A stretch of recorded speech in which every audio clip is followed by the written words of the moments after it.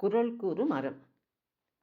இனிய சொற்கள் இன்பம் தருவதைக் கேட்ட நாம் இனி செய்நன்றி அறிதலில் காணும் அறம் என்ன என்பதை கேட்போம். செய்யாமல் செய்த உதவிக்கு வையகமும் வானகமும் ஆற்றல் அரிது என்று தொடங்குகிறார் வள்ளுவர்.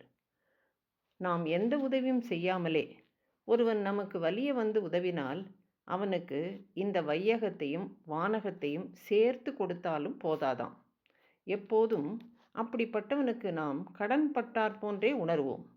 சில சமயங்களில் செய்த உதவி சிறிதாக இருக்கலாம் என்றாலும் தக்க சமயத்தில் அல்லது நெருக்கடியான நேரத்தில் அவ்வுதவி பெறப்பட்டால் அது இவ்வுலகை விட பெரியதாக கருதப்படும் என்பதை காலத்தினால் செய்த நன்றி சிறிதெனினும் ஞாலத்தின் மானப் பெரிது என்ற குறளில் காட்டுகிறார். மேலும் பிரதிபலனை எதிர்பாராது அன்போடு செய்த உதவி கடலை விட பெரிதாம். மிக சிறியதான தினையளவே ஒருவன் செய்த உதவி பல நன்மைகளை தரவல்லது என்பதால் நல்லோர்கள் அதனை பனை மரத்தை விட பெரியதாக எண்ணி மகிழ்வர் என்பதோடு உதவி செய்தவர்களின் பண்புக்கு ஏற்ப பதில் உதவி செய்திட வேண்டுமாம். கிடைக்கும் உதவியின் அளவை மனதில் கொண்டு மறு உதவி செய்தல் சிறந்தது ஆகாது. ஏனென்றால் பெறப்பட்ட உதவி அத்தகையது. பெறப்பட்ட உதவியை விட மிகச்சிறந்த முறையில் சிறந்ததை செய்து மகிழ்ந்திட வேண்டுமா கூறுகிறார் வள்ளுவர். அறிவு, பண்பு இவைகள் நிரம்பியவர்களுடைய உறவை மறுக்கவும் கூடாது.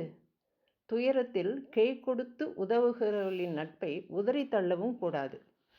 குணத்தில் உயர்ந்தவர்கள் துன்பம் வரும்போது உதவி செய்தவர்களுடைய நட்பை 7 ஜென்மத்திற்கும் நினைத்து கொண்டே இருப்பார்களாம். அதாவது காலத்தில் செய்த உதவியை என்றும் மறக்க மாட்டார்கள் என்பது அர்த்தம். ஏனென்றால் நன்றி மறப்பது நன்றன்று, நன்றல்லது அன்றே மறப்பது நன்று.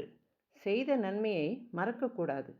அதே சமயத்தில் ஏதாவது தீமையை செய்திருந்தால் அதனை உடனே மறந்து விடுவதே அறம் என போற்றுகிறார்.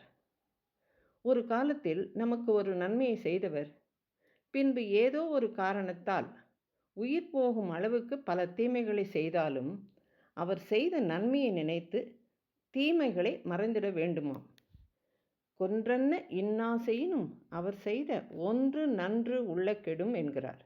ஆகவே என்னன்றி கொன்றார்க்கும் உய்வு உண்டாம், உய்வில்லை செய்நன்றி கொன்ற மகற்கு என்று முடிக்கிறார். எத்தகைய அறத்தை கெடுத்தவர்க்கும் மன்னிப்பு உண்டாம். ஆனால் ஒருவர் செய்த உதவியை மறந்தவர்க்கு மன்னிப்பே கிடையாது என்று சொல்லி செய்நன்றி அறிதலின் தன்மையை புலப்படுத்துகிறார். செய்நன்றிக்கான ஒரு சிறு கதையை பார்க்கலாம். சீதையை மீட்க ராமன் இலங்கை செல்ல சேதுபந்தனம் கட்ட நினைக்கிறார். நளன் மற்றும் நீலன் என்ற வானரர்களின் திறமையால் பாலம் கட்ட ஏற்பாடாயிற்று.